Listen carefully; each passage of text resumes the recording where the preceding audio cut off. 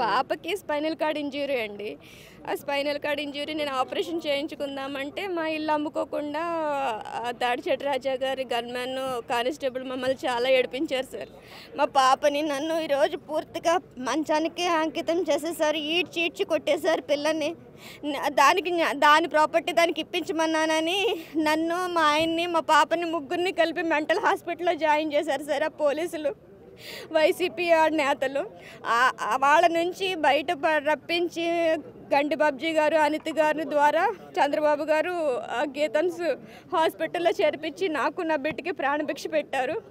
శ్రీభరత్ గారికి, లోకేష్ గారికి నేను ఎంతో రుణపడి ఉన్నాను సార్.